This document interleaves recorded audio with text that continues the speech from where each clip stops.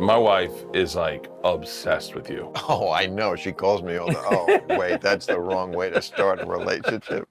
No, first of all, I'm so thrilled to have you at a bar because I know you know your way around at a bar. You already have a drink. Yeah, I just poured it. I've been waiting to sip it for you. I have this, You don't drink much, right? Sadly, I do not.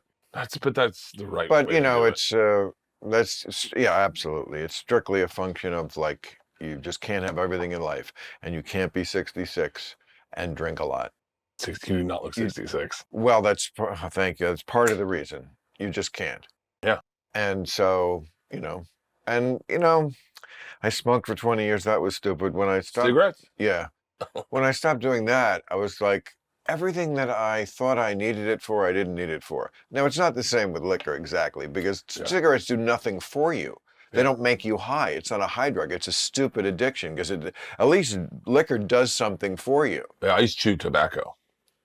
That was stupid. That was the funnest. Yeah. I miss it so much. Really? I miss smoking. I used to smoke too. I miss it. The idea of like having something to look forward to, like a treat, where you go, ooh, I can have a cigarette. Why would that be a treat to chew tobacco? I don't get that. Oh my God. Well, I grew up in the South, so that's the, like you ever been on the road back when you do the road and you'd get done radio and you'd get in the elevator to go to your room and you go, oh, I haven't jacked off yet today. You'd be like, oh, I got a treat coming my way. I didn't need to be doing radio to be availing myself of this treat. There was a comic, I think his name was Chris Rush, something like that. I had one album we listened to as kids.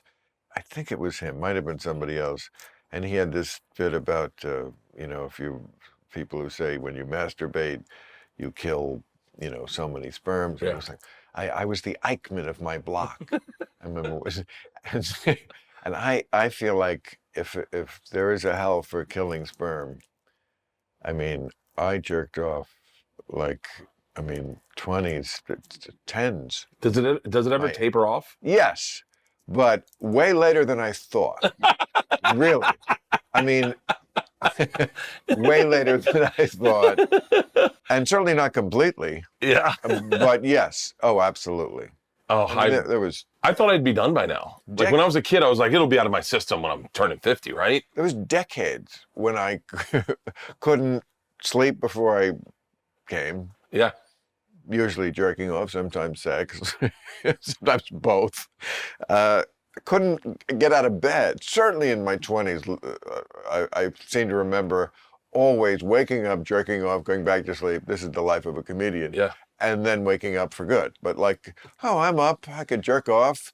Now I'm back to sleep. Jerking off makes me sleep. So that was at least, and then of course we up late, sometimes you had to get up early for some reason, so you take a nap or you got to jerk off before that. Yeah. It adds up. Any one jerk off moment stand out to you? Well, Walter, I've got a couple where I gave up.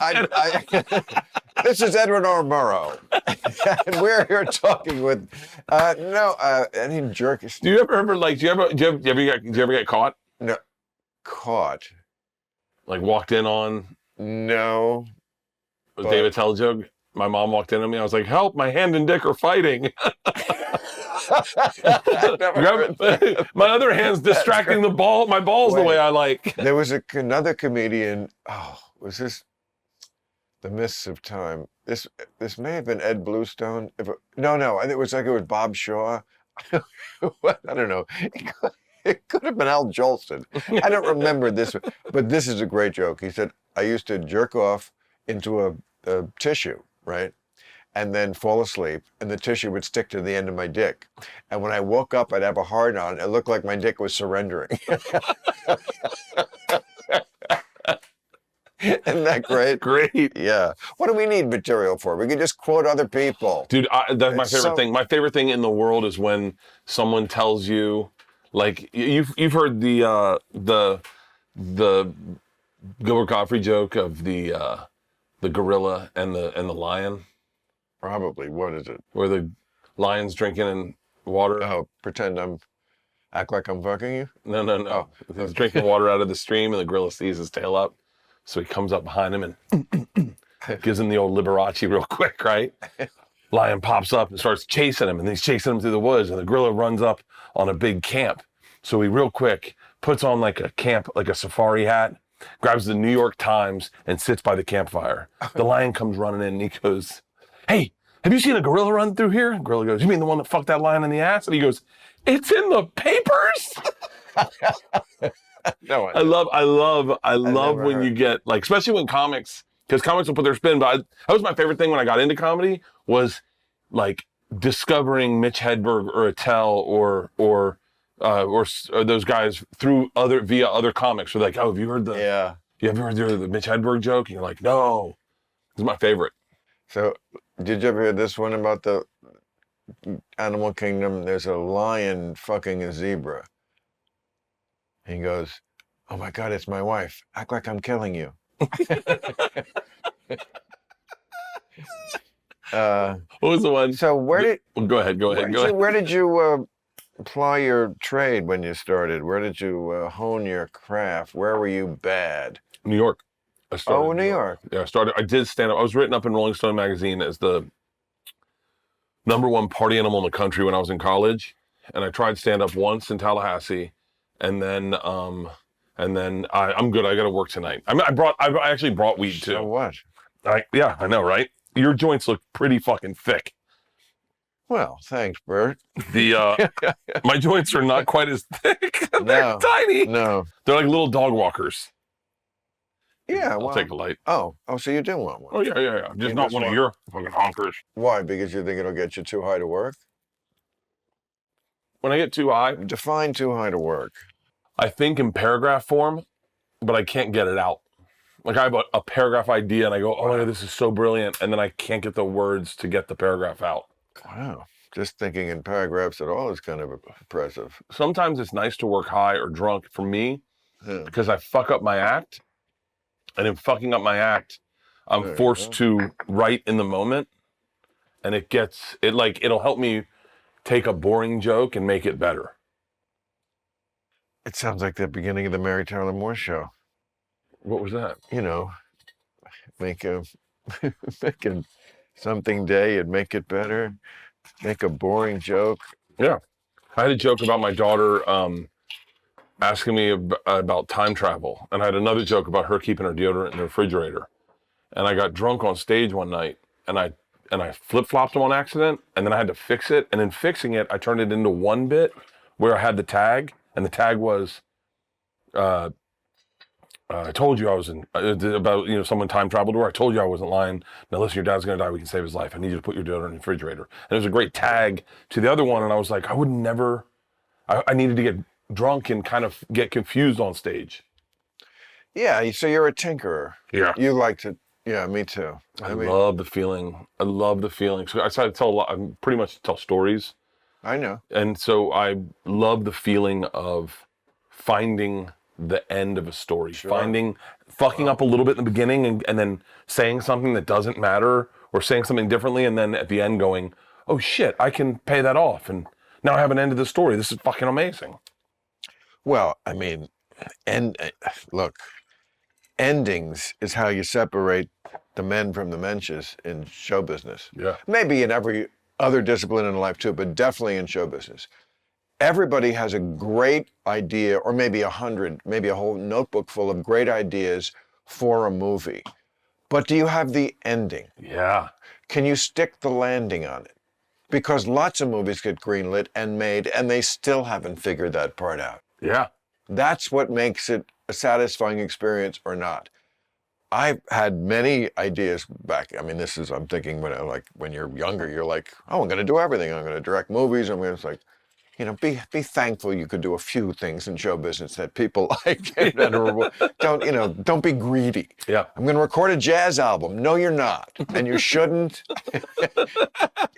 And I shouldn't even direct a movie. Okay. But I remember I could tell you right now, some very great ideas I had for a movie, but I couldn't think of the ending. Yeah. And that's why I'm not in the movies. It's I have a story that's very popular about me getting involved with the Russian mafia, and I thought the ending was, "Tonight you party with us."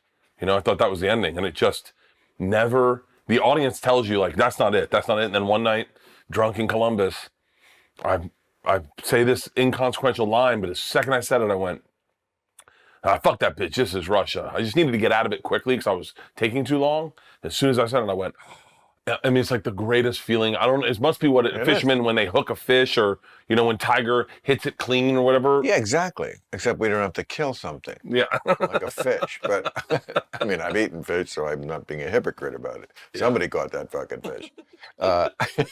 But, yes, exactly. I mean, it's orgasmic in a way that even an orgasm, it's a little more ordinary because, like, even the lion and the zebra and the ape are having orgasms, but they can't do this. Yeah. I mean, it's, but I assume that lots of people in there, whatever they do for a living, there's their version of that.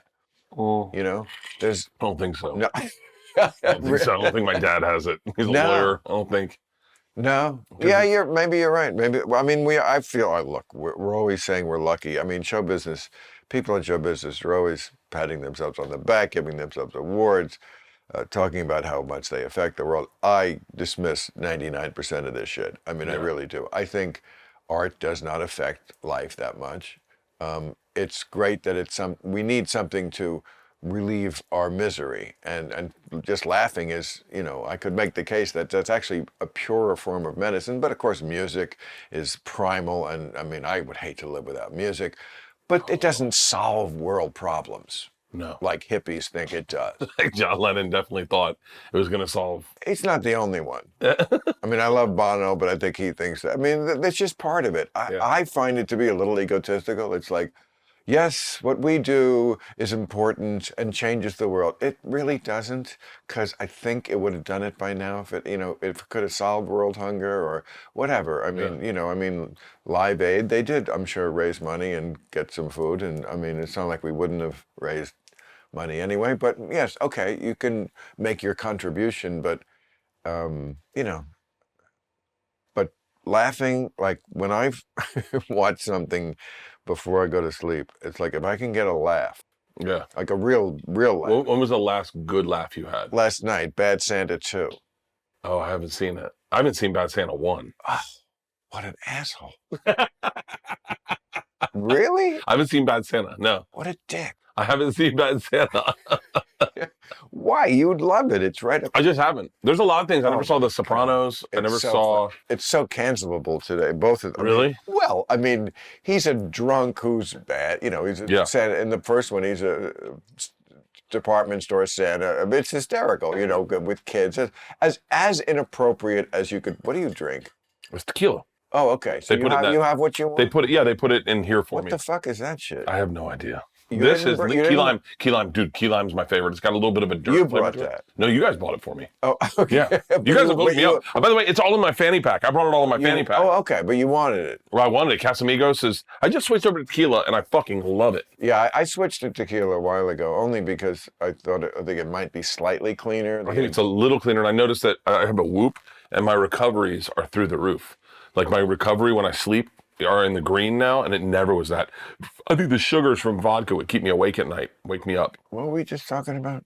Hardest we've ever laughed, Bad Santa. Oh, yeah. Very good. So, yeah, I mean, he's drunk, and there's midget. I'm just going to say it because half the movie is making fun of. I mean, it's so politically incorrect. Yeah. And the midget is playing the elf. Yeah. So it's a black guy as a midget, and Billy Bob Thornton as this drunken redneck, and it's a scream. I gotta see it. And there's of course a kid involved, and then the second one, Kathy Bates is the mother. That's even more foul and wrong. It's just wrong. It's the kind of stuff that makes comedians especially laugh because it's that old W.C. Fields line about, to make a regular person laugh, you just have to dress as an old woman and fall down a manhole cover. Yeah. But to make a comedian laugh, it has to really be an old woman. Yeah. Yeah. Yeah. And that's kind of like that. I mean, this is it's so wrong, and that so many people would object to this movie but that's why it's funny, and Yeah. We did a movie in Serbia about a year ago for 3 months, and I'm listening to Rogan on trying to go to sleep. It's the first day before shooting. And Rogan's like, man, no one makes movies that go fucking hard. Like, go hard. Like, really, like, if you're making a comedy, you gotta take big swings. And I fucking woke up in a panic, and I was like, our first scene isn't a big swing. And I was like, I fucking started texting the producers. I was like, we need to rewrite it. We need to make it better. We need to, if we're gonna make a movie, if you're gonna see a movie where your favorite comedian is in it, Right. you want him to punch you in the dick that first scene. Right. And so The whole thing. we rewrote a lot of it, but we rewrote that first scene. And So is this out yet? no. Oh, but it's about me and Russia, and we're kind of waiting for this Are Ukrainian. you happy with the way it came out? Did you feel like you finally did get the big swing? Yeah, I feel like great. it's funny. I never wanted to act. I had no interest in acting. I really thought it was like silly that you would do. It is. That someone would tell you what to say, and then you say it. And it's easy. Yeah. It's not like rocket science. And then having done it, I fucking loved it. I had so much fun making that movie that I literally was like, put me in I don't want to be cast in a movie. I have that weird thing. I think it's a comic is Sure. I don't want to be put in a trailer and told when to come into set. I want to make a movie. Like, I want to make the movie and be a part of it and sit in the tent and watch takes and then give notes, and like, that's the fun part. But I fucking Sounds like you want to direct a movie. No, I don't want to direct. I just want to be a producer. Oh, I want to be the guy who can fall asleep in the couch in the tent and wake up and be like, no. But the director's the one who makes all the decisions. He's directing. I worked with this dude, Peter Tensio, and watching him direct, everything was so micro. He had every. Better be. And you're just, like, paid such attention to detail. I don't have that brain. I mean, even a bad movie takes a hell of a lot of work and a hell of a lot of attention to detail. Yeah. And a lot of people work their hardest to, like, even come up with bad, that it just looks like a movie. It may not be great, but it follows, there's continuity. You know, that movie that, who's this made? Who's the guy? I can't too stoned to think of his name, but, he made a movie about a guy who got financing and he was like a nut. Oh, the escape artist or the. Yes. Yeah. I know what you're talking about. James Franco. Yeah, James Franco. Franco. A real story. Yeah. And it just shows what a movie would look like if you were just this moron who wasn't, thought he was making a movie. But yeah. So, if you're gonna make one, yeah, and you're right about directing. You can't sit on the couch. No, that is a only do the movie and sleep thing. Dude, there's no life. You're right. I walked away from that and I said to myself, I'll never shit on another movie. I would just me and Tom, I've been podcast with Tom Segura, and we would talk reckless about movie stars and fucking movies we saw and just it was so fun. And then you make a movie and you're like, oh, I'll never do that again. The amount of work that goes into making a movie and knowing that, like, there's people that, like, commit, 4 months of their lives to this movie, and I'd never make fun of another movie. Right. Good.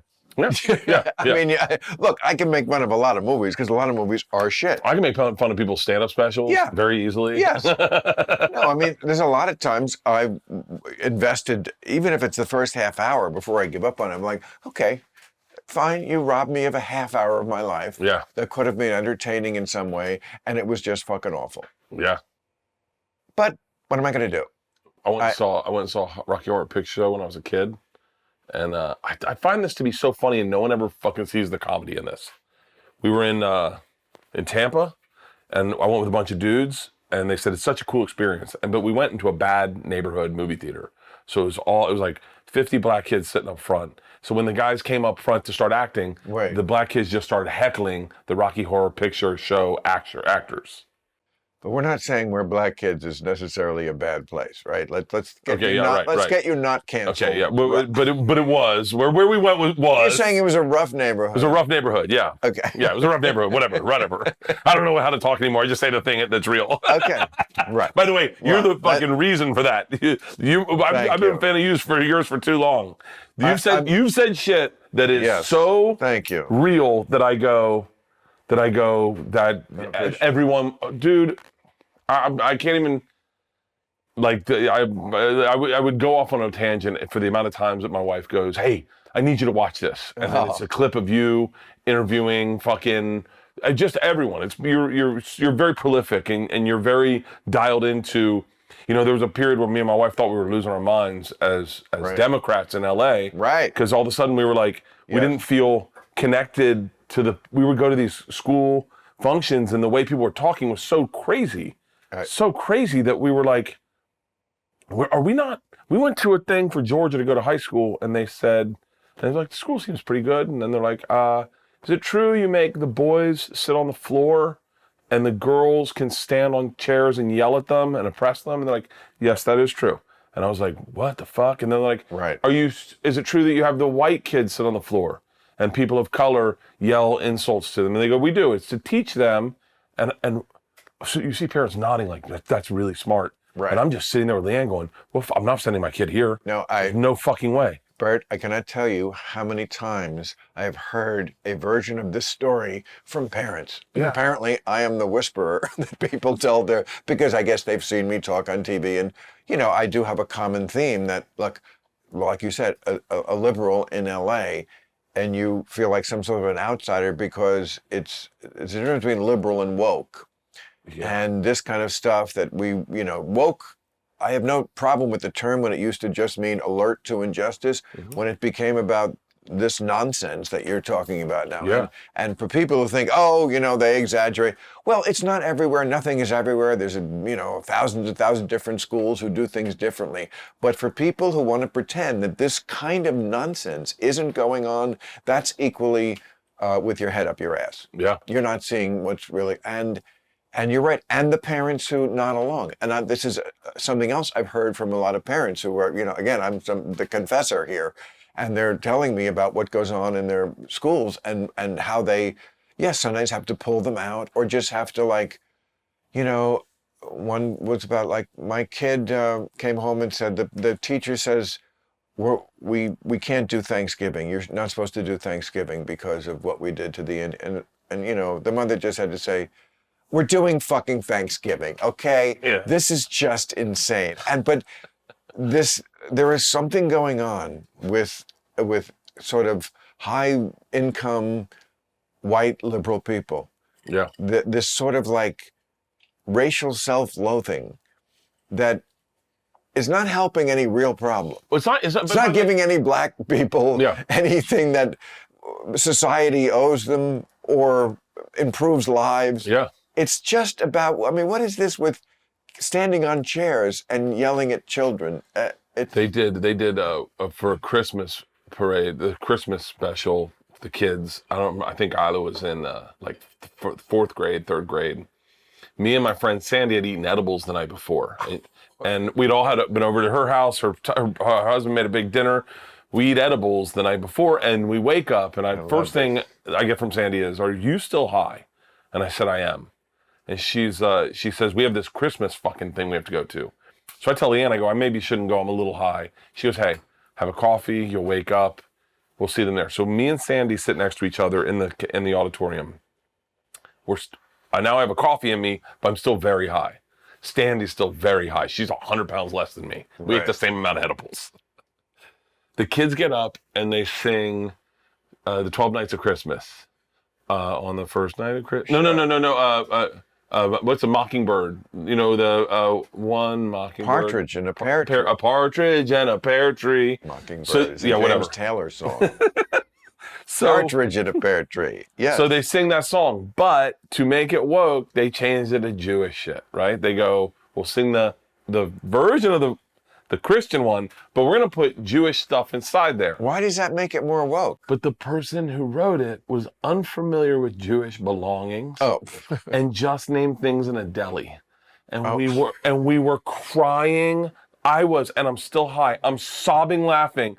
A black and white cookie. 3 matzo ball soups. It just sounded like a really aggressive order from a fucking, and I was crying laughing. This is what I always say, my message to liberals, attention Whole Food shoppers. When you do something that reads exactly like an Onion headline, Yeah. stop. I mean, it's a comedy. They're doing comedy. They have reached a level. I can't like parody that. Oh, The no. black and white cookie, the matzo ball. If I was doing a bit about what you just said, Yeah. Jewish thing, that's what I would write. We had, this was, I'd add dreidel. that, Other than that, no dreidel. There were no dreidels in this. they should have been. We had and maybe I was in 4th grade. They had the first dance they were teaching all the kids the foxtrot, right? So they taught all the kids the foxtrot. And then all the parents are going to sit in the auditorium and watch kids do the foxtrot on the stage. Big round of applause, milk and cookies after. So right before it starts, they stop everything. We need a group meeting with the parents. Teacher comes out and says, I need to apologize. I assumed everyone's gender.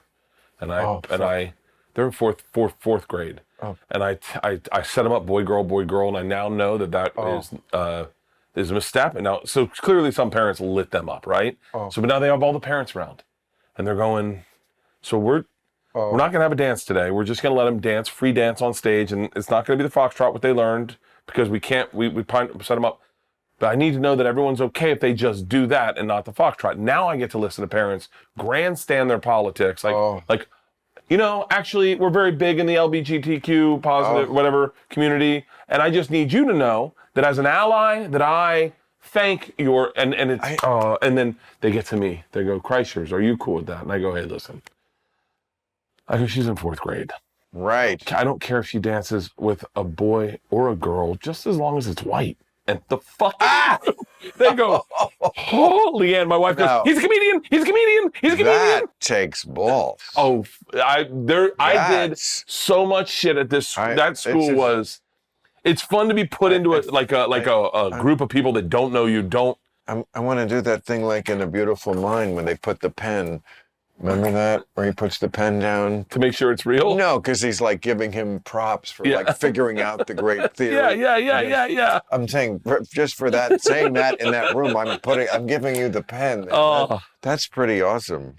Because I'm sure that they've talked about that ever since. Oh, it was comedian or not. We are supported by Signal Wire. Remember all those classic shows like Star Trek and Get Smart? They presented a vision where technology and gadgets would make new ways of communicating possible. But some things never change. Even today, talking into your watch is still a recipe to never get laid. Well, it's 2022. The future is here. But our current tech is a pretty far cry from what real-time communications could be. That's where Signal Wire comes in. Signal Wire is an advanced cloud platform for building next-gen communication experiences. Tired of Zoom? So is literally everybody. With Signal Wire, you can create your own video communication product with far better audio and video quality that actually uses less bandwidth and doesn't slow down your users' devices. And with Signal Wire, you can completely customize the user experience and integrate it within an existing application or website with ease. Most importantly, you don't have to be Spock to figure it out. Whether you're a developer, product builder, or just someone with a cool idea, Signal Wire offers APIs, SDKs, and even copy and paste code snippets to help make your vision a reality. Fast. Visit signalwire.com/random to sign up for a free account and get an additional 5,000 video minutes for testing. Go to signalwire.com/random and build what's next in real-time communications. Go to signalwire.com/random. My oldest is going to college next year. And I really miss those times where you're forced into situations you don't want to be in. Right. And forced to, and peer pressured to think the group think like we all think. And yes, this is, you said your wife and I watch, I guess, real time and see me talking about this. And yeah, I hear it a lot. Like, there is just this oppressive atmosphere of groupthink, and it's in most of other TV shows. Yeah. And people are like, is it me? Am I nuts? And yeah, I love it when people talk to me like this, because it's like, no, you're not nuts and I'm not nuts. Yeah.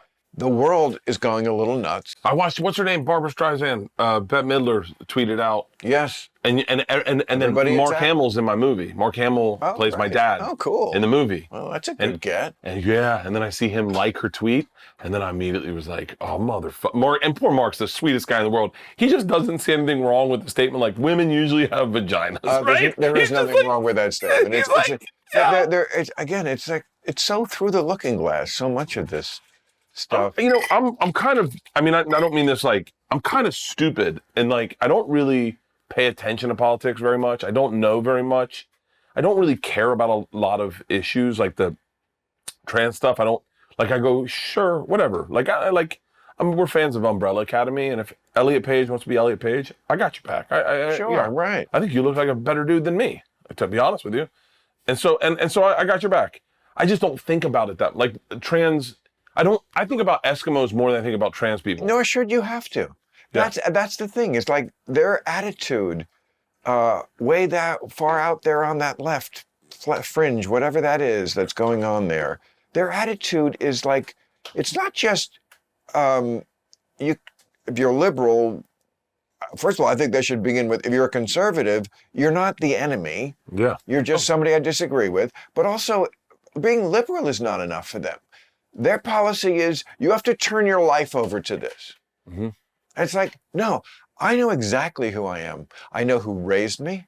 I know what they taught me. Yeah. I know how I've treated people. I know how I think. I know how I would act in any situation with people of color and minority. I have no problem with me. I know me. Yeah. Right? I don't need to have this hectoring voice like, you're not doing enough. I'm doing all I can. It's what most of us are doing. If you're asking me, am I going to turn my life over to you for this? I'm not. No. I can't. And a lot of people can't. That has to be enough. And that goes for like a lot of these sexual, racial issues. Like, and people, I've said this before on the air, people who are, struggling white people, they don't like to hear the word privilege.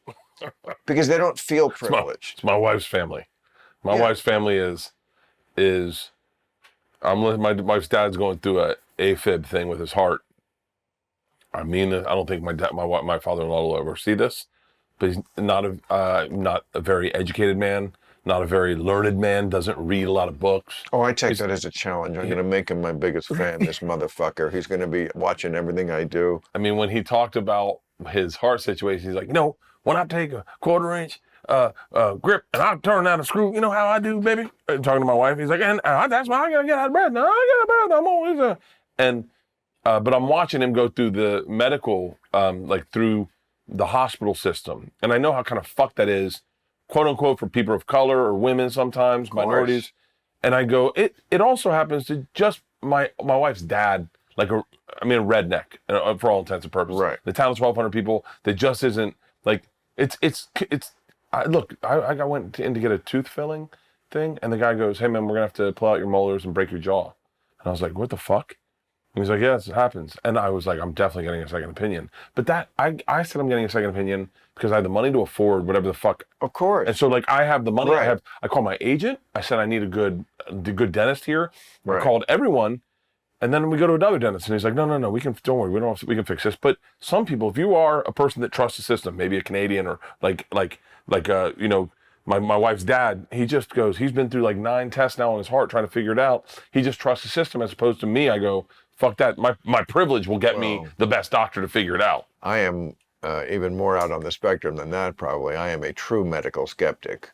Which doesn't mean I'm a crazy person. No. Some people think that, but I think I'm much more sane than a lot of the things because I truly believe what people do, because mortality and sickness, health, is the scariest issue there is.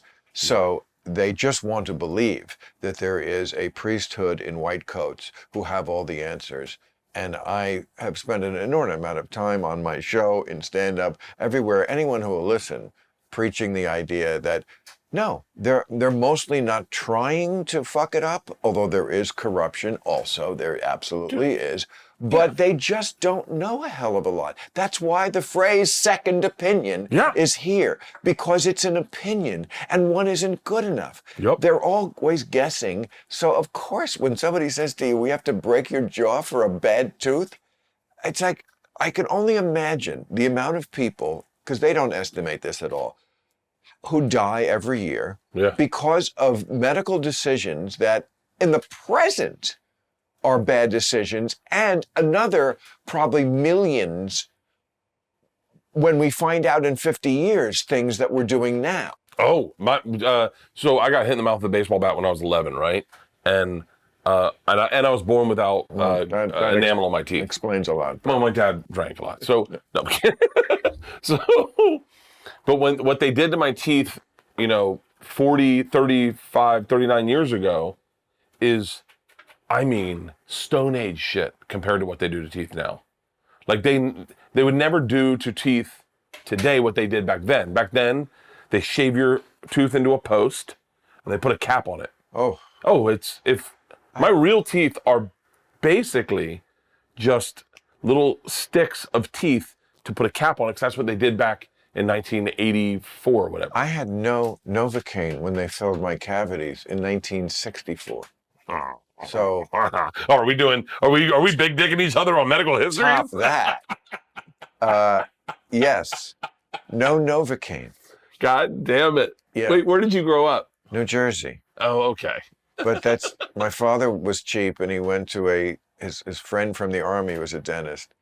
And he lived right down the block. I remember riding there on my bicycle in the freezing cold, something they never would let you do today. Yeah. Ride your bike to a place alone as an 8-year-old. Yeah. That's who we were. People were just rugged. I remember when we got the privilege to leave the neighborhood on our bikes. Oh, yeah, go anywhere. And once it wasn't like you can go down to the end of the block. It was like, no, leave the neighborhood. And then you could go 5 miles out. I used to come home from school every day, would fly up the stairs to my room, which was smaller than this bar, but it was mine. Yeah. Just this space was about the size.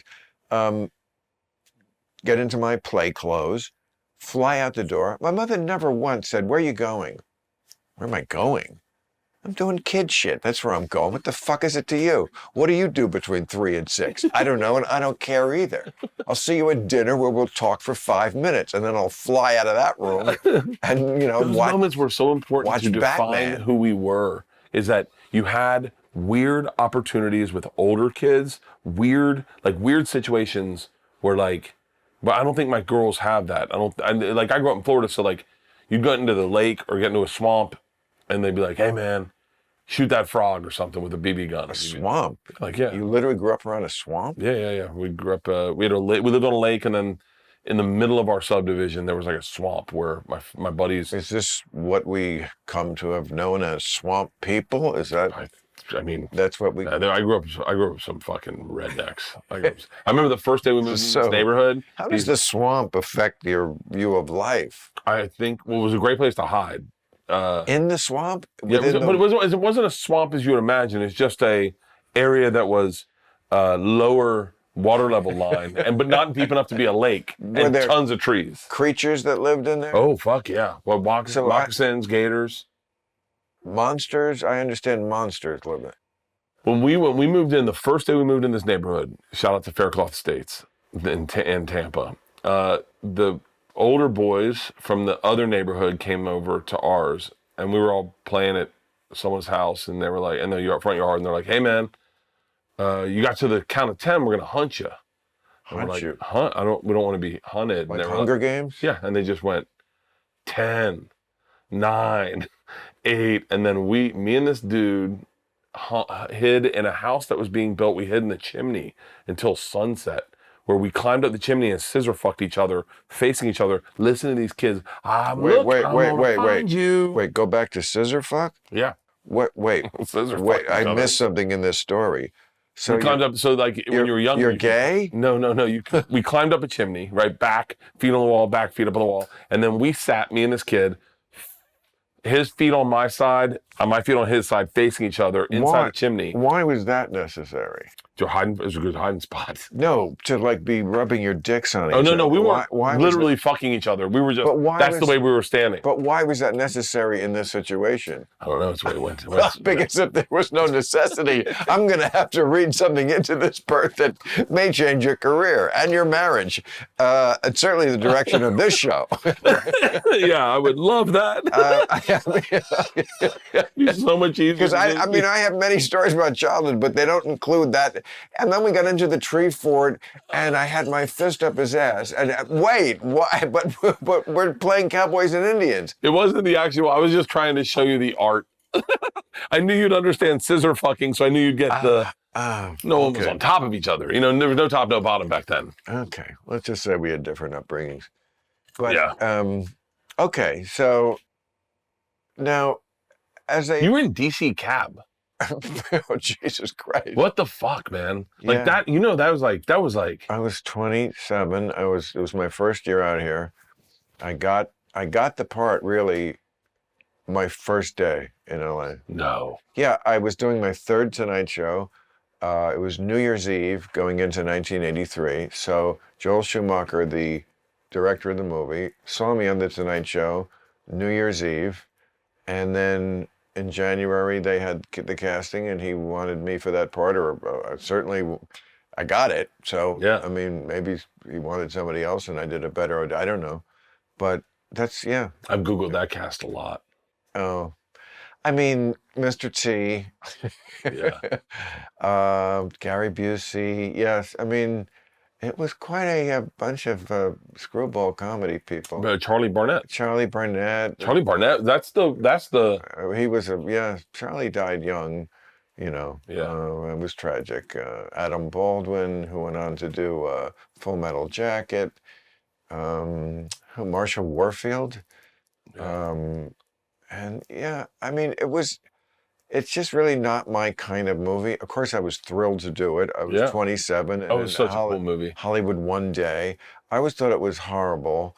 I don't think it's funny. It's so basic and obvious, and it's just not my kind of movie. I couldn't stand to watch it myself. Well, then why is it that a movie like that defines my childhood, where you go, fucking DC Cab is the best movie ever made? Because you were a fucking kid, so you thought it was good. Yeah. I do that all the time. I watch a movie that I remember as good, and then it's like, oh, this stinks. Yeah, because I watched it in 1970 when I was 14, and it's about Natalie Wood looking hot. The movie sucks. It was masturbation fodder. Wait, so you're telling me Flashdance doesn't hold up? It's funny. I saw yeah, things never change. I saw that on the other day. I was flipping through, and I stayed with it just long enough to get a look at Jennifer Beals, because I just remember, oh, beautiful. Yes, there was an exotic kind of I'm not even trying hotness to her, and I think. I mean, the last time I saw her, she looked very good. It was not the kind of beauty that faded like some do. It was kind of like made to stand the test of time. Yeah. Now I can't stop thinking about women. So let's get on to something more. By the way, please. I've been married 20 years. 18 years. I've been with my wife 20 years. But you never really stopped being a party guy, right? I mean, a lot of wives would have stopped that. Yeah. Don't you think? I quit drinking. So we broke up like 4 months in. Really? And I quit drinking because I'd gotten, it was one of those things where it was like I was at a party or a dinner and I had too much to drink, and then an argument started about politics, but not politics, but social politics.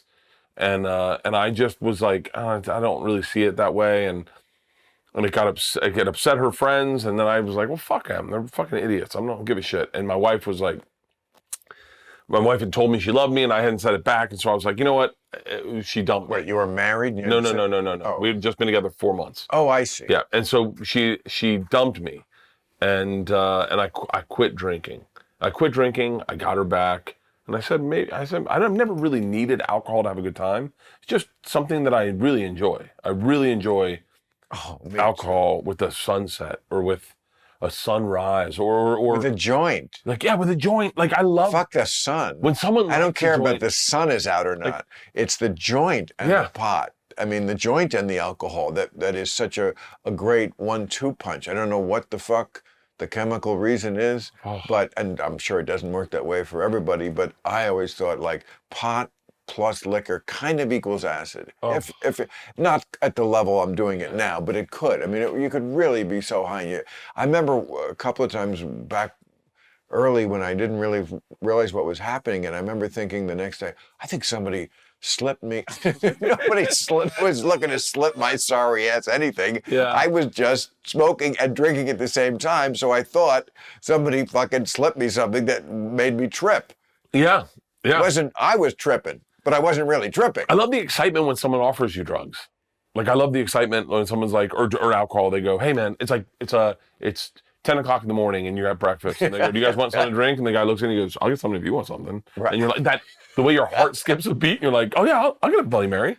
And then you get one Bloody Mary and then they're like, hey man, you want to take this over to Pat's and we'll get a fucking couple cocktails? And you're like, yeah! But it's the greatest feeling. And weed has that same, when someone pulls out a joint and lights it, that there's such a, especially post-COVID, when someone's like, hey, I trust you.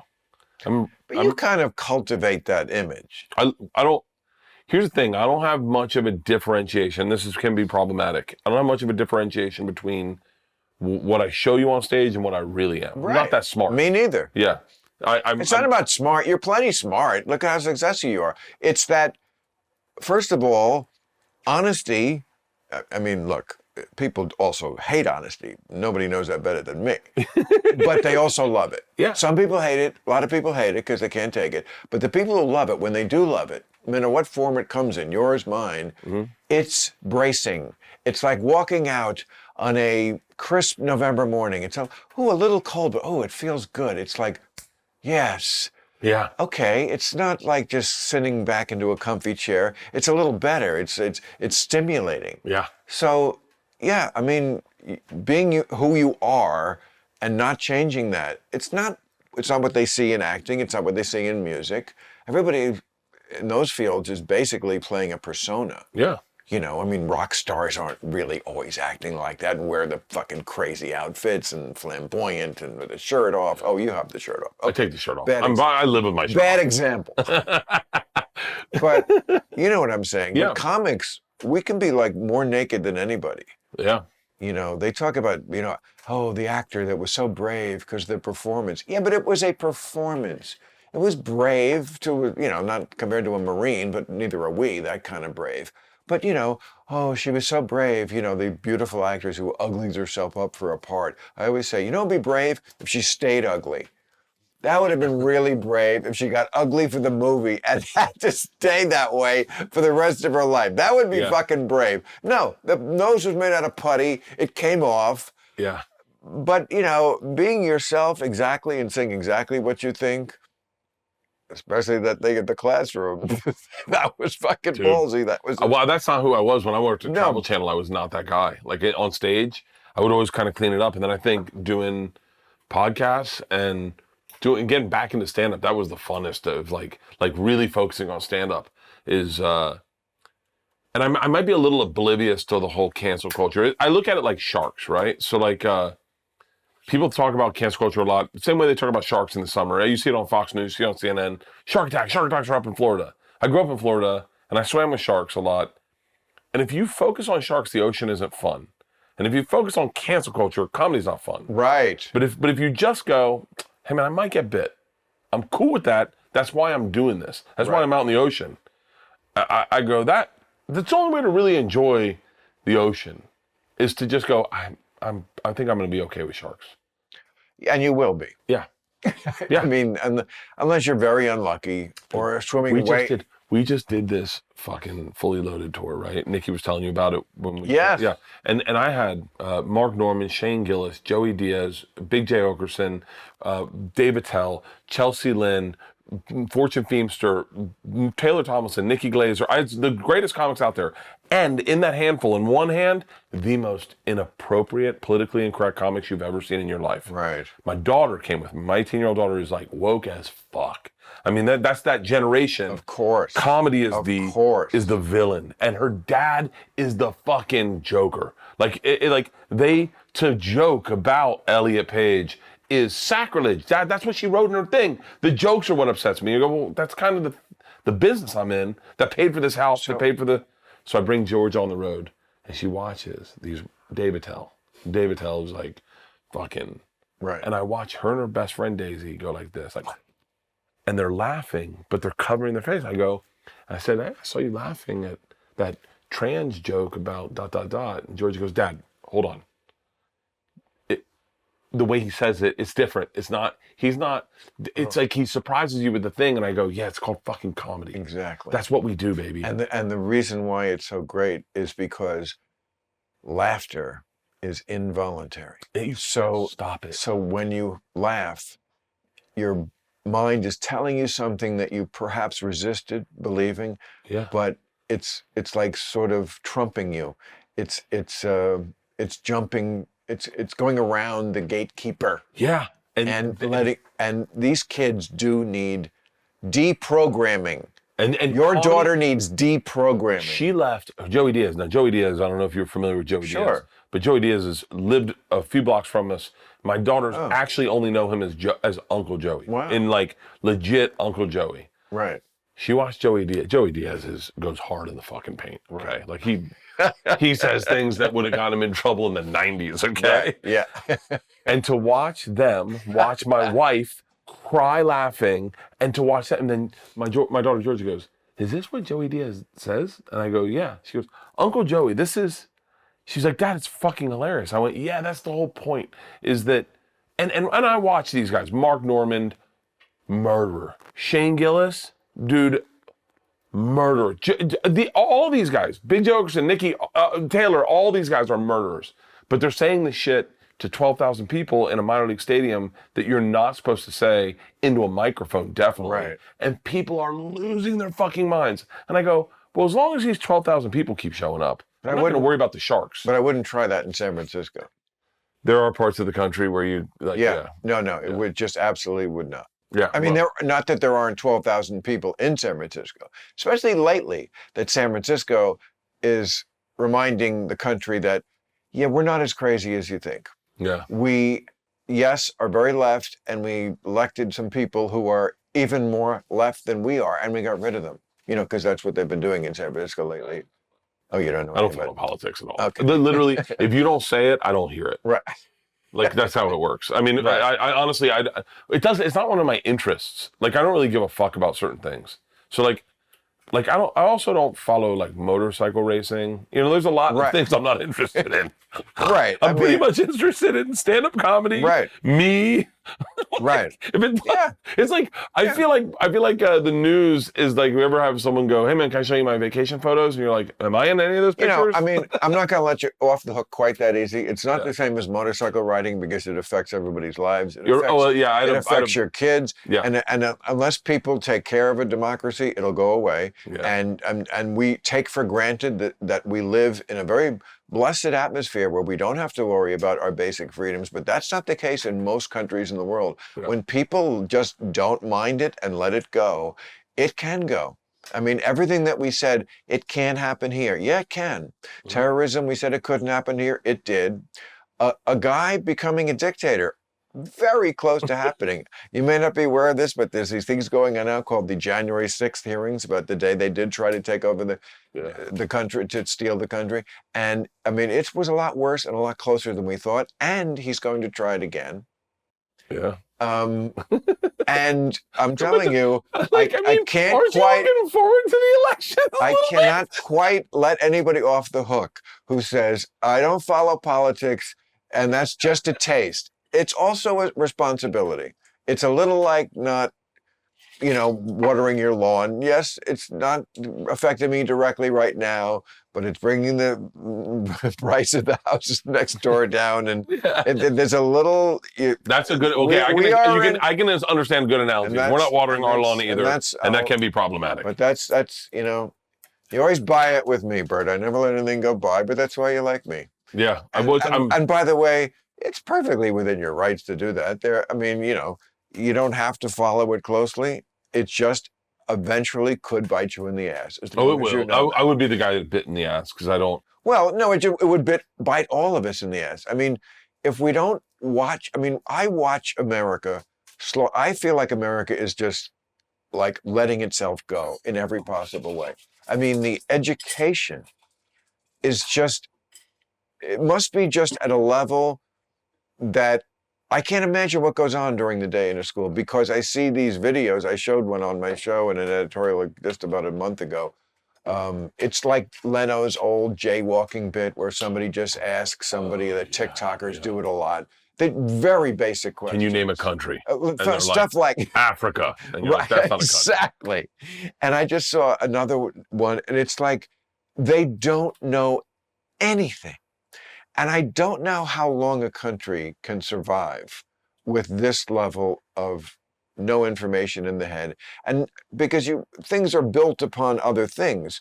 If you don't know that there are 3 branches of government, you're not going to be threatened by the fact if one of them goes away. Hey, remember the old Got Milk ads? Well, times have changed and we are much more open as a society, so Got Milk has morphed into Got Bush. And you definitely do if you haven't tried the best products from our sponsor today, Manscaped. Taking control of your personal area is important. Whether you're a college kid or single and on the prowl or a suburban dad, it's a fact. 70s bush on guys doesn't fly anymore, even if you're in your 70s. And for guys, it's important to have the cleanest nutsack in the cul-de-sac. Save big and be the most hygienic version of yourself by using our discount code RANDOM for 20% off and free shipping at manscaped.com. Manscaped is dedicated to helping you level up your full body grooming game.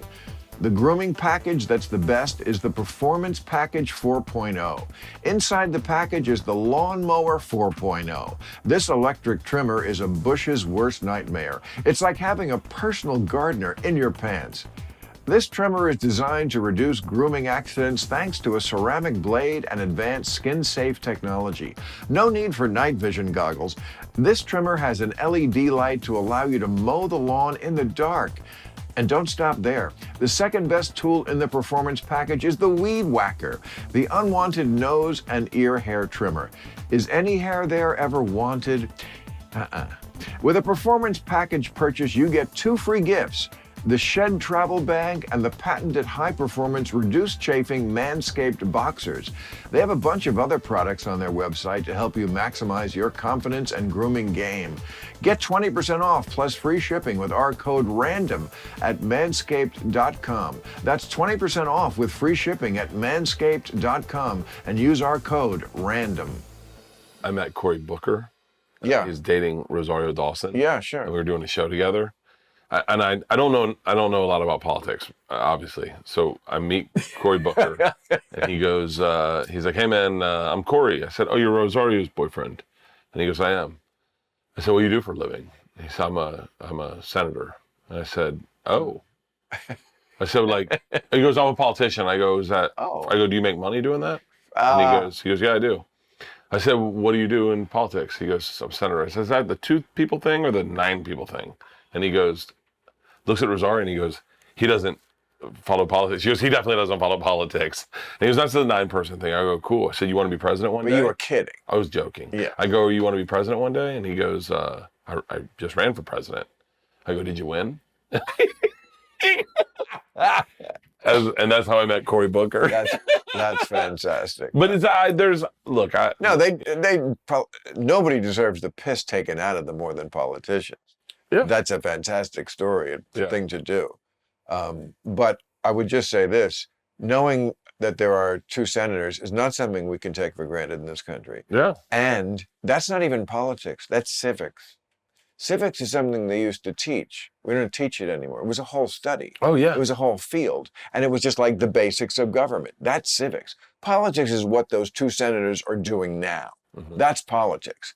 But this is just civics. They don't even know that. Yeah. I mean, yeah, I mean, some of these answers and to questions like you said, like name a country, or what was one of them? Like, what country is Venice, Italy in? Paris? I mean, you can't make this up. Yeah. The level of ignorance is just stunning. So My daughter just signed up for classes at her college for the fall semester. She goes, I'm taking oh God, modern history or something to that modern effect. history. And I said, and I'm really into history. Like if I'm into one thing I love is history. I love Me it. too. I love it. Oh, There's, I'll tell you, shout out to Podcast. Noiser has the best. They have the thing about the dictators. It's so fucking great. oh, cool. A whole series on dictators. They have a whole series on daily history. Like today, what was the thing today that happened? But why wouldn't you, if you love history, why wouldn't you be interested in the first draft of history? Because Today is the day Andrew Hamilton got shot. Today's the day Andrew Hamilton got shot. Well, so what? No. So what? Hold on. So I know. what? It's much more interesting. And so I find that so fascinating. I think it's because I'm getting older. No, what? And I think there's something in me that the fragility of life, history kind of really just puts it on display. Yes, and it also gives you a sense of perspective. Yeah. That's one thing that when the kids today don't study history, they have no perspective. None. This is one reason why they're so woke, because they have this idea that everybody throughout history should have been born with the same sensibility that they were today, and that's not how history works. No. It's an evolution just the way a human goes through an evolution. It's like expecting yourself to have been completely mature at 10, to be like angry at Columbus because he had slaves. Everybody had slaves back then, including people of color in other parts of the world. It's just what people did. Mm-hmm. It's where humans were. Oh, yeah. But if they don't know that, they just have this judgmental, oh my God, Abraham Lincoln was a race. Yes, Abraham Lincoln. I think he did something for another race, but I can't remember exactly what. But my alma mater, Cornell, just took a bust down of Abraham Lincoln. For real? Yes. They're not the first. High schools have taken his name off it. Lincoln is not woke enough for these assholes. Well, we got to get rid of some. I just watched Apocalypto recently. Oh, that's a fucking. When you see the just love that lack of was it Carlin who did the bit about civil liberties, and he's like, they're not real. They're not real. They can be taken away at any time. And then when you start watching like videos about like them just capturing tons of Incas and then taking them into an Aztec temple and just murdering them so that their crops would be filled, and that life was so disposable. Yes, exactly. I look at my grandfather. Stormed the beaches of Normandy, right? Like that. We're talking like 80 years ago. I mean, I guess 70 years ago.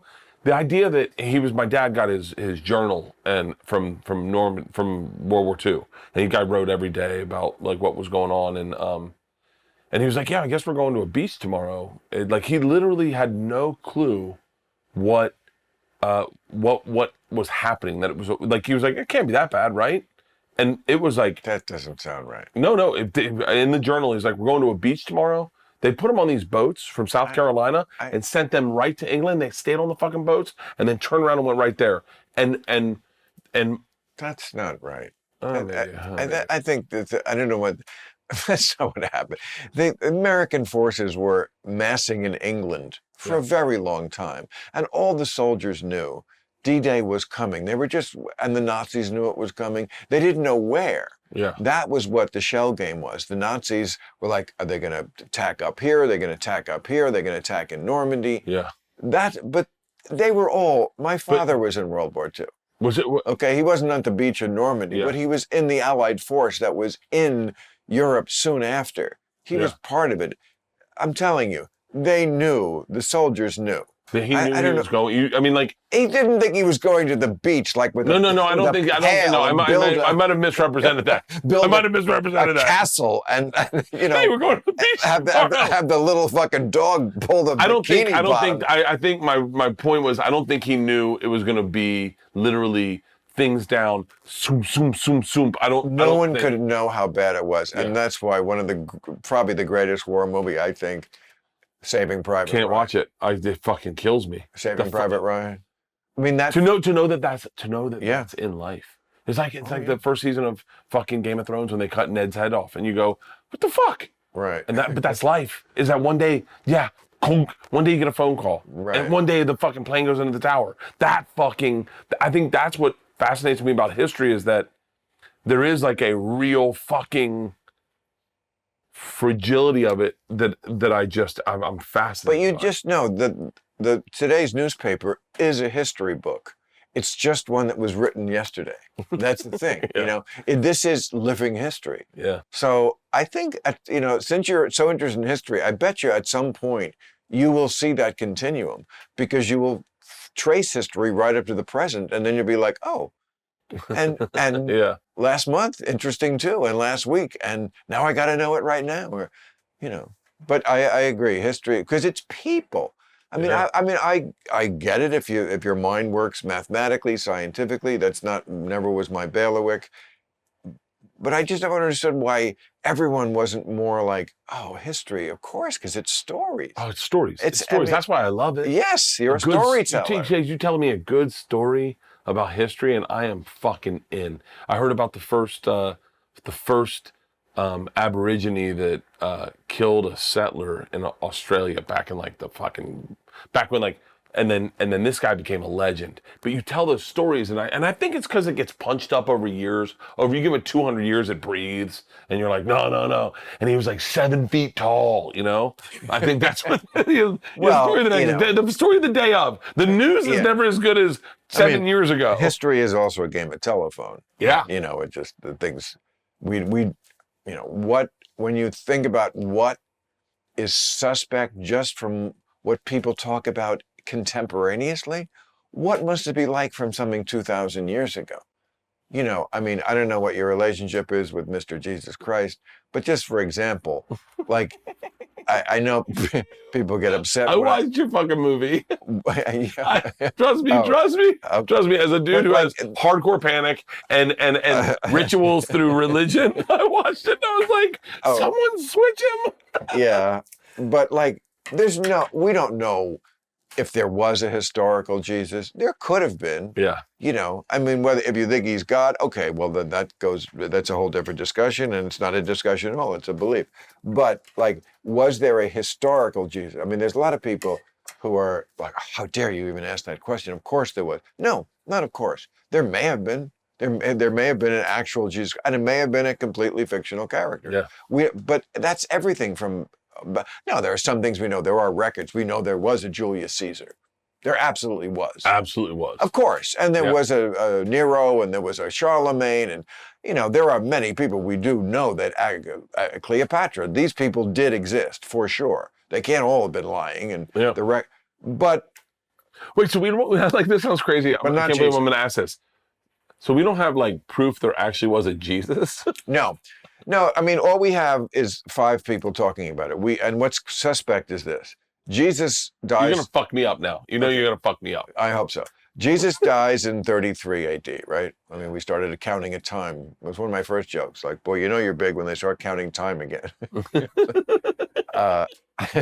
Followed by, I'm still writing 0 on my checks in the year 1. That was another joke I had in my very first 5 minutes. Okay, so he dies in 33. He dies at 33. What? He does. I know, because he was 33. And you said that, and I was like, why 33? 33 AD. Yeah. Fucking 33. Yeah, he dies at 33. Right, he dies at 33. Now, this is according to the Gospels. That song. We're going to party like it's 33. Right. The Gospels are written from 70 AD to 110 AD. And so none of the gospel writers were contemporaneous with Jesus. Yeah. They didn't know him. People think that because some of their names are the same as the apostles, but they were not. And no one lived 70 years back then. Yeah, sure they did. Absolutely. Did they? Oh, yes. Abraham. No, Just and the Greek playwrights lived into their 90s. I mean, the normal human lifespan, if you don't pollute your body, or yes, back then you could get a splinter and die from that, but their immune systems were so much better. You could live to 100 easily, and some of them did. No, of course, many, many, many didn't because you had to, get kicked by a horse, or there were diseases that they didn't know what to do with, plagues. But yeah, you could. So. No, 70 AD is what I'm talking about. That's when the first gospel is written. That's the Gospel of Mark. So he didn't know Jesus. Either did Matthew, Mark, Luke, John. None of them knew Jesus. Those books were written from 70 to 110 AD. Wow. They were not. St. Paul, he lives 20 years earlier than the gospel writers, much closer to Jesus' age. He's writing in the 50s. With the leather jackets? No. No, I'm talking about happy day, No, I'm talking about actual 50s. And he knows nothing about Jesus. The gospel writers have all this information about the manger and, like the father, the mother, the carpenter, all this biographical detail. St. Paul doesn't even imagine that he lived on earth. He's just like a godlike figure, okay? So it's odd that the people who seem to know Jesus better lived much later. And the person who could have been aware of Jesus in the flesh, St. Paul in the 50s, he doesn't even think Jesus is a humanly figure. It's very odd. So what is it about? Like, if you had to say there's something about, so I just listened to a documentary on, or a podcast on Joseph Smith. Sure. And that was more recent. What is the common denominator between? Is it just that you get a couple special dudes, and then they're so enigmatic that everyone tells stories about them and then goes, well, like how the fuck did you become Joseph Smith? I'll tell you. Well, Joseph Smith was a straight up con man. That is just a crazy con, and just Mormons are the funnest people to be around in the day. They're very nice. At night, a snooze. Yeah. They take Xanax, go to bed. You can't drink in front of them. You can't stand up and drink. Yeah. I love Mormons, but yeah. I think that's sometimes, I think you could get a party out of a Mormon in the right setting. They eat pills. But I know that firsthand. I think, they're like the preacher's daughter. They can get wild. I've partied with a bunch of Mormons. I think they always they're fun with jumping out of planes and like fucking backyard slingshots. I think you get them in the right mood at Salt Lake City. I think you could have a good time. But I mean, to answer, go back to Joseph Smith. Yes, okay. So that's just a straight up con man. I mean, that's just crazy. A guy who just was like, you know what?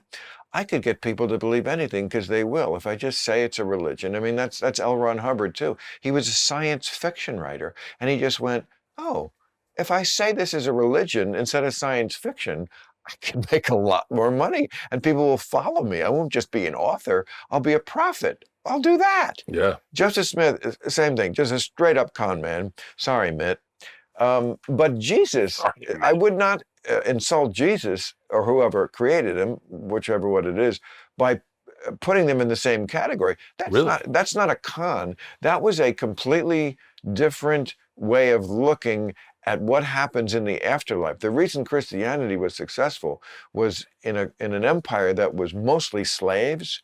Here was something that was telling you, in the afterlife, things get better. The meek will inherit the earth. This is what was revolutionary about Jesus' message. This is why it caught on. It's like, boy, life here sucks, but the real kingdom is in the after party. I remember hearing that at youth camp. That's why Jesus caught on. Now, how much of it is real? I don't believe in gods and that stuff, but that's philosophically why, and that is sort of a beautiful message, that the meek are really as strong and have as much dignity. The poor has as much dignity as the rich and the powerful. That's why of course, the masses like that message, and they didn't have that message before. Yeah. My dad worked for the That Church concludes of this Scientology. TED Talk. My dad worked for the Church of Scientology when I was a kid. Why? What? He was a Scientologist? No. Oh. But he just worked for the church? He worked for the church, worked for L. Ron Hubbard. Wow. He defended someone, so that someone tried to escape from the church, and was like, hey man, they're horseshit or whatever. And my dad defended that person against the church and won.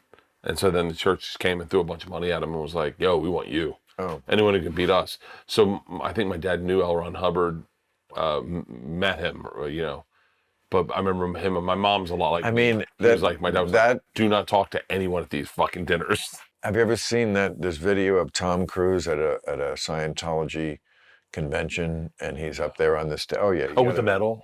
I think so. But he gives a big salute to. There's a big picture of L. Ron Hubbard, LRH, and you're like, wow, Tom Cruise. I mean, now riding so high with his $1 billion movie, which I'm sure is great. I haven't seen it, but I will. I'm sure I'll enjoy it. I am a big fan of Tom Cruise, the movie star. Really, Yeah, I think he picks great scripts. He's a smart guy. Oh, he's a fucking amazing. It's like to me, this epitomizes the mystery of religion. Like, how can a guy that smart in so many areas then believe in Xenu and 12 trillion years ago and the galactic warrior and the volcano with the bomb and like this? Like, are you kidding? But A 5-year-old can see this as bullshit. Wouldn't it be and nice? Yet, wouldn't it be nice? Like, wouldn't it be nice? Like, I really, honestly, I'm being real serious. I would love to have that blind faith that you wake up every morning and you go, yes, everything's gonna be fine. sure, absolutely. I get to go to a spaceship and then take off with my friends. Ignorance is bliss. I want to be ignorant. Well, I want to be ignorant. Like, that's the fucking joy of these. Yeah, I'm trying my hardest, Bill. Well, that's one reason why people do things like that. But, you know, I mean, as Eugene O'Neill said once, a life with illusions is unpardonable, and a life without illusions is unbearable. And that's the dilemma we live in. It's you. I look at you and like Hunter S. Thompson, those kind of guys that are just fucking real, you know? Like Stanhope is that way, real, you know? My heroes are who my heroes are. I can't help that. Right. But then ultimately I'm some guy that I would love to be fucking Tom Cruise and be like, not fucking Tom Cruise, but I would love to be Tom Cruise. Well, maybe I bet it would be nice. Yeah, you could scissor with him. Yeah, scissor fuck him in an elevator. I would just love to get Tom Cruise on an operating table because, again, the brain is so good, and I would just be like that, want to be that surgeon who said to him, Tom, there's just this one wire that's a little crossed in here. We're just going to go in for about 2 minutes, and then you're going to be so good on and then he wouldn't be like... What if they could give you that wire thing? What if they go, hey, we can switch a wire, and you'll believe in God? Oh. You'll believe... No. You'll believe in it. That's a very interesting question. And you will feel it. You'll feel it. Right. You'll feel it. You'll pray, and you'll connect. Would you take the operation? That is, I can't even answer you because it's such an interesting question. I can't give you a quick answer. But I will say this, you know, you're such a successful guy, but you're known as a partier. So I'm sure people come up to you, parents, and are like, don't you think you're giving kids a bad message by being Mr. Party Animal? And then, but you sell out stadiums and you do all this stuff that kids will think being this way is the way to be. I mean, your own daughter, you said. I mean, what's that relationship like? Is that moving toward a place of more conciliation, or is that moving toward a place of like, I mean, Elon Musk's child just disowned him and took, right, at 18 years old. And said, I don't want the name. My name isn't Musk anymore, and I don't want to have anything to do. Now maybe that will change because 18 is. Yeah, when you get 25, you're looking for a fucking apartment. You're like, hi, my name's not really pulling traction on these fucking applications. But yeah, in short, I'll tell you right now, and my daughter may not. My daughter may not be 100% comfortable with all this, but it's part of my gig is that I'm pretty honest about everything. We found out she smoked marijuana at one point, and I did not handle it well. I didn't handle it well. I know. She drank and smoked marijuana, and she was 15, 16. Why don't you smoke it with her? Because I'm not that dad. Ultimately, I'm not that dad. And I would love to be that dad. I would love to be the dad that goes, "Hey, kids, come over You here. can We'll have smoke it fucking with White me, Claws." but you can't smoke it with your own flesh and blood. I know it's well. I got called hypocritical by a parent. I got called very hypocritical. Either pot is not a horrible thing, or it is. And if it's not, then you can enjoy it with your children, I think. Yeah, but I don't have kids, you know. I was raised. My dad was like, "You don't get tattoos. You don't get fucking. You don't smoke weed. You don't drink." Like that was how I was raised, and so I had this old school mentality in my head. So then it wasn't until honestly she came on tour with us, and she saw that I just don't ever want to look. I party and I smoke weed and I have a good time, but I also get a lot of shit done. I get a lot of You're shit a done. terrible role model. Yeah. But like I'm an anomaly in that not a lot of people like last night we went out to Malibu, had dinner with the legendary, me and Tom, and talking about movies, selling a movie, and then I wake up this morning at 8 o'clock, I fucking bench 215 3 times, 5 times. Like I get up and I work out, I get my shit done. And there needs to be that fire under your ass. If drugs, I saw too many friends in Florida, drugs got in front of everything. And drugs and alcohol, and then that was the answer for everything. And I just want to make sure they know that like the work ethic is the thing that allows you to do the drugs and alcohol. Like the if you bust your ass all day. Well, I must also say the sugar from the alcohol that was still in your body is probably why you were able to bench press at 5 in the morning. But I've always been like that. I ran the LA Marathon with no training at all. I told Rogan I can do it.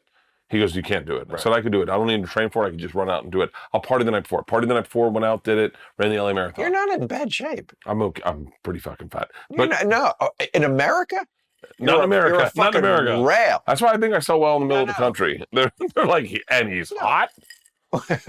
Well, you just look robust. You know, I don't. You know. But with my daughter, it has been with both my daughters. It's been a little hypocritical. They caught me smoking weed one time. Well. I have one of those fire pits with a gas fire in it, and I was smoking one of these little baby joints, and I saw them coming, and I threw it in there. You're doing it now. They're going to see this. They won't see this, Bill. I love that. I love that. That's the I know honesty. demographics more than Bill, I know anything. They don't care about you. They don't even care about me, and I'm their father. So listen, I know you have a set at the store tonight? Is that what? Yeah, what time? I don't know. I don't We're know fine. the clock here. Yeah, My watch stopped. Yeah, I've set at the store. Okay. All right. Well, listen. You want to come down and do a spot? I never get on at this door. Tell them I'm still bitter about it. We're in the belly room. We're in the belly room tonight. No, you're not. Yeah, I'm doing the belly room. I do the belly room every Wednesday night. I thought that was just for... I thought that was just for girls. No, it's... No? The belly room is no longer just for women? Really fun. When did that end? Like 1990 and I fucking Let me tell you something. When are you doing your next special? I just did one. I know. Well, yeah, it was fantastic. Oh, thank you. When are you doing your next one? Wow. 18 months? No. Have fun. No, not 18 months. Book out the belly room. Call Emily, do the belly room, and book it out for a month. Sweetheart. It's so close to you, and you can have fun. You can have so much. I love that. Call me sweetheart. I'm not. That's a Bill Maher thing right there. That's a hard. That's like being called bitch by Mike Tyson. Like, I'm gonna fuck you in your ass and you don't like it. That when you call me sweetheart, that makes my heart swell. Sweetheart, I am not doing the comedy clubs again. It's like going back to high school. I mean, I love you comics who do it. Good luck. I'm enjoying it, but I play theaters. I don't need to go to comedy clubs anymore. I don't need to try shit out. I know what's going to work before I do it. I'm 66 years old. I've been doing this for 42 years, and I ain't going to the comedy store. I've been doing this for 42 years, motherfucker. Yeah. So, all right. Well, listen, I love this. Hey, let me tell you something. I'm coming over here. It has been a real honor to be able to do this. I knew it would. I had a feeling. Nobody comes here to Club Random who I don't think I'm going to have a great time with. I appreciate it. And it's also helpful to drink and smoke. Club Random. I'd love to have you do my podcast. I will, show of called course. Something's Burning. Of course. We'll reach out to you, but man, You're a podcast king. You're a fucking legend.